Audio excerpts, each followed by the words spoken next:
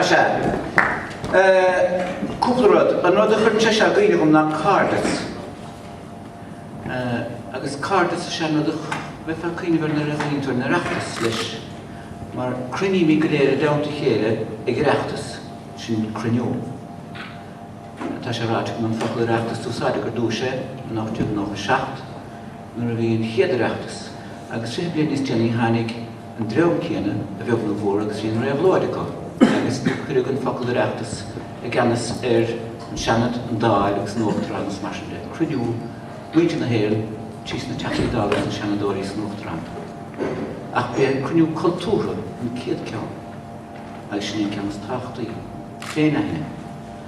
Agus nuair ag an seanar ar dáin go mbeidh caintear ar báil, cuinim go persanta an féinnig cuinim duine ceanúil ardúil go raibh aithne féinnig an féinnig ar. Go míl sa tí go raibh gael cómar a chuidir rééis mai tí ghaintear chotar. Agus tá gach duine gain an nebéal sin gaelta a chéile chumamháin mar chumaile.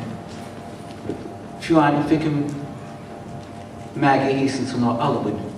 Tá na gaelta na sníman sin, na líte sin, ag dul ar bráid, trasna ar farige go críocha ile an náisiún Gaeilge. A caréir an bhil sa hís treisiúlaisteach agus sean sníomhádring ná gur haine sa go fósa. Na cha mí haid. Sé nó thar agam lút ná gur pobl an a bheag seo. Agus sin nach chain sréad a bháinnig. Agus a gahabh sin, an cud is mágaí ní bhfuil míid a chéile ach úr nó hó sa bhliain. Ag an Oireachtas a tharlaíonn sé sin do ná. Agus ní hiigh míid an luach a buine leis sin cúpla uairach linn an cúpla lá sin nar habeid go reachta na chéile. Agus is minic nach féidir go deabhta chéile, agus tá míid a brathas san Oráid na Gaeltachta chun sin a bhúteach sa chlán ríist. A chlán nó. A chlán nó. Snéim ríhalis, is chlán sin go léir deabhta chéile. Agus ó 1971, chos níos lúgrín Oireachtas 1968. A chó 1971 le tá an Chornán nó 72 go gine mair. Nó túna nó aine na chóir. Agus is cuilim na hiile a bhránaí a chan stéamh sa chomórta sin. Is cuilim blianta gros am Oireacht, go dtí gur tháinig cíochúns go réirí sa, na gros rá óg agus rá neapaiseach gan clúr. Is sean na ménis, agus tá cíléigen gom agus tá reintólas gom ar sean áis. Luis go seo an dúbailte. Tá cnósach de thar a bhránathe ar núchas ar naireacht ar linne féinnig. Agus leis sin snamheilis tá Raidio na Gaeltachta.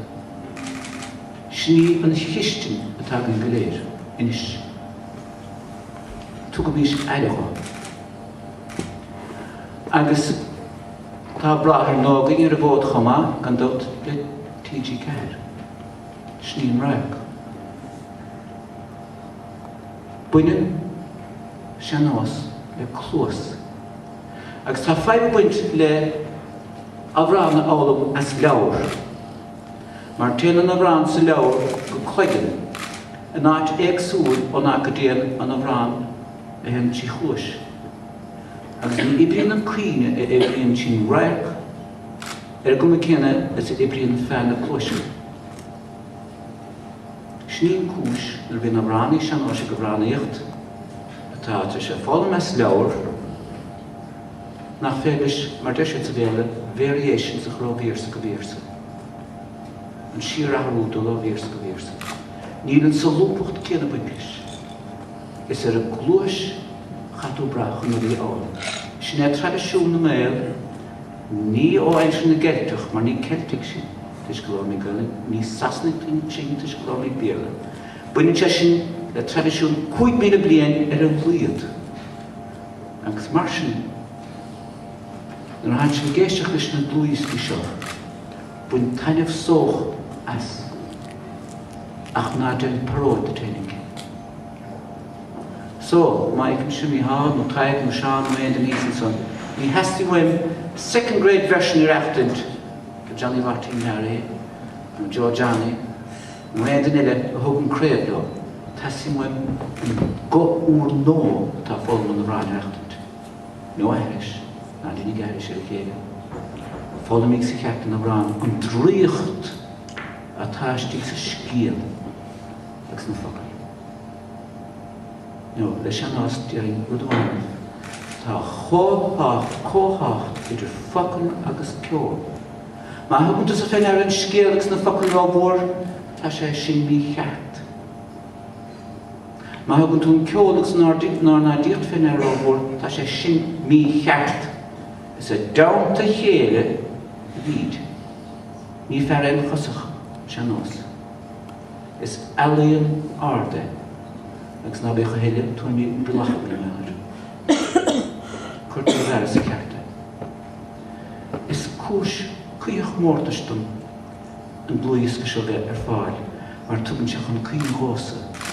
Na blierte, ystig sy'n histyn sy'n faile, lem chlawn o, sifsig galeer, y dawn te chele. E geisach yn ar maher, chos ar siwrach ar nid hwrach.